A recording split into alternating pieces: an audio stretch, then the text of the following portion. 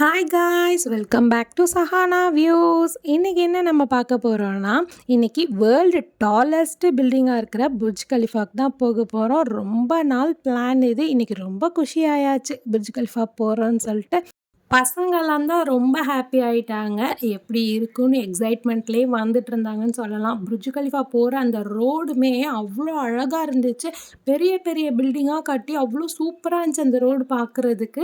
ஒரு வழியாக போயிட்டோன்னு சொல்லலாம். அந்த துபாய் மால்குள்ளே தான் கார் பார்க் பண்ணணும். அந்த கார் பார்க்கிங்கே பாருங்கள், அவ்வளோ பெரிய கார் பார்க்கிங். வேர்ல்டு பிக்கஸ்ட் மாலும் இந்த துபாய் மால்னு சொல்கிறாங்க. ஹைட்டில் இருக்காது, பட் அந்த லென்த் பார்த்திங்கன்னா 5.6 மில்லியன் ஸ்கொயர் ஃபீட். அந்த அளவுக்கு அவ்வளோ பெரிய மால்னு சொல்லலாம். எங்கே காரை நிறுத்திட்டு இப்போ போய் நம்ம காரை எப்படி எடுக்க போகிறோம் அப்படிங்கிறது யோசிச்சாவே அவ்வளோ இதாக இருக்குது. கார் பார்க்கிங் பெர் ஹவருக்கு 40 தராம்ஸ் அந்த மாதிரி சார்ஜ் பண்ணுறாங்க. அதை நான் அப்படியே பார்த்துட்டு அப்படியே மாலோட என்ட்ரன்ஸ்குள்ளே போயாச்சு. எந்த பக்கம் நுழையிறோம், இப்போ எந்த பக்கம் நம்ம வரப்போகிறோம், காரை எப்படி கண்டுபிடிக்க போகிறோங்கிற ஒரு கன்ஃபியூஷன்லேயே தான் இப்போ நாங்கள் போனோம். உள்ளே போனதுக்கப்புறம் அந்த மால்குள்ளே ஃபுல்லுமே சூப்பராக நிறைய சுற்றி நிறைய கடை இருந்துச்சு. நிறைய கடை, இந்த கடை இருக்குது இந்த கடை இல்லைன்னு இல்லை.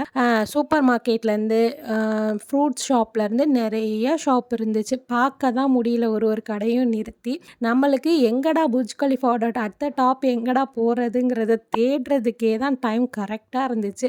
அந்த மேப்பெல்லாம் உருட்டி திரட்டி பார்த்து அதுக்கப்புறம் ஒரு வழியை கண்டுபிடிச்சி அதுக்கப்புறம் நாங்கள் அடுத்த டாப் போகணுங்கிறதுக்கு அந்த ரூட்டை நோக்கி தான் போய்கிட்டு இருக்கோம். இடையில எங்கேயுமே நிற்காமல் அப்படியே வேகமாக நடந்துக்கிட்டு இருந்தோம். அப்படியே பார்த்தாலும் 1 மணி நேரம் ஆச்சு. நாங்கள் அந்த அடுத்த டாப்பை கண்டுபிடிச்சி நாங்கள் அங்கே போகிறதுக்கு, நடந்து போகிறதுக்கு அவ்வளோ நேரம் ஆயிடுச்சு. அப்படியே ஒரு வழியாக கண்டுபிடிச்சி வந்தாச்சு. வந்துட்டு நம்ம ரேட்டெல்லாம் விசாரித்து எல்லாமே பே பண்ணிவிட்டு அதுக்கப்புறம் போகிறோம். ஃபுல்லாக உள்ளே வந்துட்டு ஏர்போர்ட்டில் செக்இன் பண்ணால் எப்படி பண்ணுவாங்களோ அதே மாதிரி தான் எல்லா செட்டப்ஸுமே வச்சுருந்தாங்க.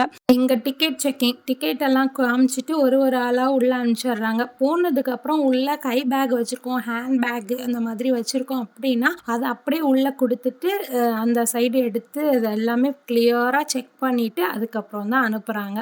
மேலே போகிறப்பயே இந்த புர்ஜ் கலிஃபா எப்போ கட்டினாங்க, எப்போ ஸ்டார்ட் பண்ணாங்க, அதில் எவ்வளோ பேர் ஒர்க் பண்ணியிருக்காங்க, இன்ஜினியர்ஸ், ஆர்கிடெக்ட்டுன்ட்டு எத்தனை பேர் இருக்காங்கங்கிற எல்லாத்தையும் சைடில் டிஸ்பிளே போயிட்டே இருந்தது. எந்த இயர் ஆரம்பித்தாங்க, அப்புறம் எந்த இயர் கம்ப்ளீட் ஆச்சு அப்படிங்கிறது எல்லாமே சைடில் 1 பை 1 வச்சு போகிறப்ப ஒரே எக்ஸைட்மெண்ட்டாக இருந்துச்சு. பார்த்தா 125th ஃப்ளோர் நாங்கள் போகிறோம். 125th ஃப்ளோர் போகிறதுக்கு எவ்வளோ நேரம் லிஃப்ட்டில் நிற்க போகிறோன்னு தெரிலையேன்னு நினச்சேன். ஆனால் அங்கே பாருங்கள் எவ்வளோ ஃபாஸ்ட்டாக போகுதுன்ட்டு. அதை பார்க்கவே ரொம்ப அழகாக இருந்துச்சு. ஃபாஸ்ட்டாக போய் டக்குன்னு முடிஞ்சிருச்சு. சரி, அப்படியே லிஃப்ட்டை விட்டு இறங்கினோடனே இங்கே ஒரு கும்பலே நின்றுச்சு. என்னன்னு பார்த்தா நம்மளை நிற்க வச்சு அழகாக ஃபோட்டோ எடுத்து கொடுக்குறாங்க.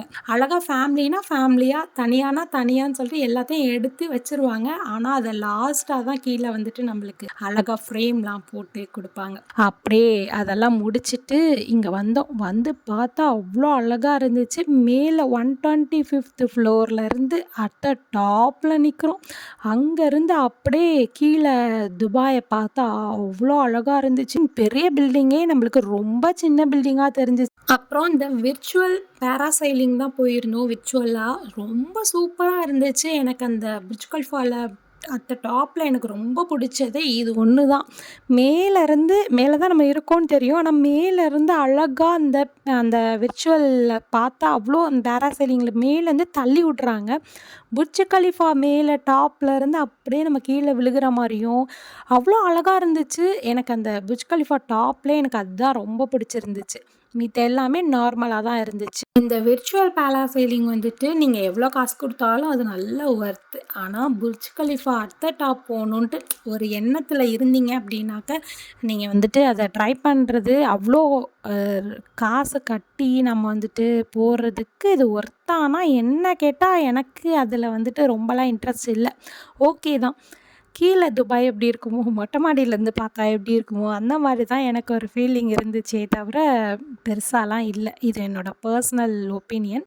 அப்புறம் வந்துட்டு இந்த பேராசைலிங் சூப்பர்ப்பா, ஒர்த்து. நம்ம காசு கட்டி நம்ம போனோமா, ஜாலியாக மேலேருந்து குதிச்சோமா அப்படிங்கிற மாதிரி செம்ம ஒர்த்தாக இருந்துச்சு. அப்படியே நிறைய ஷாப்ஸ் இருந்துச்சு. 125th ஃப்ளோர்லேயே வச்சுருந்தாங்க.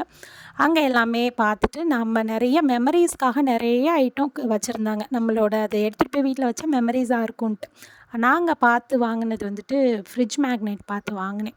அதை வாங்கிட்டு சரி ஒரு மெமரிஸ்க்கு இருக்கட்டும்ன்ட்டு சரி அப்படியே கிளம்பிடலான்னு பார்த்தா அந்த பிள்ளைங்களுக்கெல்லாம் என்ன ஆசைன்னா, நான் உலகத்திலே டாப் பில்டிங்லேருந்து நான் பாத்ரூம் போகணும், அதனால நான் வந்து வாஷ்ரூம் போயிட்டு வரேன் மம்மி அப்படின்னு சொல்லிட்டு கிளம்பிட்டாங்க. இவங்க ஆசை ஏன் கெடுக்கணும், இவ்வளோ தூரம் வந்துட்டுன்னு சொல்லிட்டு பசங்களெல்லாம் அப்படியே அமுச்சு விட்டுட்டேன். போயிட்டு வந்தோடனேயும் அதுக்கப்புறம் பார்த்தா வர்ற வழியெல்லாம் எல்லாமே நான் சொன்ன மாதிரி தான். போகிற ரூட் வேறு மாதிரியும் வர ரூட் வேறு மாதிரி இருந்தது பார்க்குறதுக்கு. அப்புறம் வரப்பெல்லாம் அந்த புர்ஜ் கலிஃபா கட்டினது அந்த ஒரு ஸ்டேஜ்லேயும் அது எப்படி இருந்துச்சு, 2008 என்ன ஸ்டேஜில் இருந்துச்சு, 9 எப்படி இருந்துச்சு, 10 எப்படி இருந்துச்சு அப்படின்னு ஒன் பை ஒன்னாக அழகாக காமிச்சிருந்தாங்க. அந்த மினி கிராஃப்ட் ஆட்டம் வச்சு அழகாக காமிச்சிருந்தாங்க.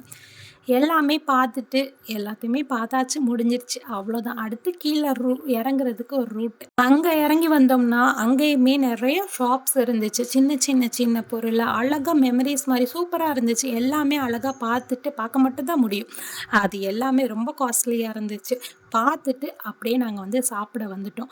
ஃபஸ்ட்டு வந்துட்டு லன்ச் டைம் ஆயிடுச்சு. சாப்பிட்டு முடிச்சுட்டு போகலான்னு சொல்லிட்டு மேலே ஃபுட் கோர்ட் வந்துட்டு அங்கே ஒரு ஆளும் ஒன்று கேட்டாங்க. அவங்களுக்கு டோனட்ஸு, அதுக்கப்புறம் வெஜிடபிள் பிரியாணி, இண்டியன் ஒரு ரெஸ்டாரண்ட்லேயும் ஒன்று கேட்டுச்சுங்க. எல்லாமே ஆர்டர் பண்ணி சாப்பிட்டுட்டு அப்புறம் என்ன கிளம்ப வேண்டியதுதான். அவ்வளோதான். ரொம்ப எக்ஸைட்மெண்ட்டாக வந்தேன். பட் வந்து ஓகே அப்படிங்கிற மாதிரி தான் இருந்துச்சு எனக்கு புர்ஜ் கலிஃபா. என்னோட இது நான் சொல்கிறது. அப்படியே போகிறப்ப ஒரு ஐஸ்கிரீம் சாப்பிட்டுட்டு துபாய் மாலில் அக்வாரியம் இருக்குதுன்னு சொல்லிட்டு வெளியே இருந்தே வேடிக்கை பார்த்துட்டு நிறைய ஃபிஷ் எல்லாம் அவ்வளோதான். அப்படியே கிளம்பிட்டோம். இந்த வீடியோ உங்கள் எல்லாருக்கும் கண்டிப்பாக பிடிச்சிருக்குன்னு நான் நம்புகிறேன். வீடியோ பிடிச்சிருந்தா லைக் பண்ணுங்கள், ஷேர் பண்ணுங்கள், சப்ஸ்கிரைப் பண்ணுங்கள். தேங்க்ஸ் ஃபார் வாட்சிங்.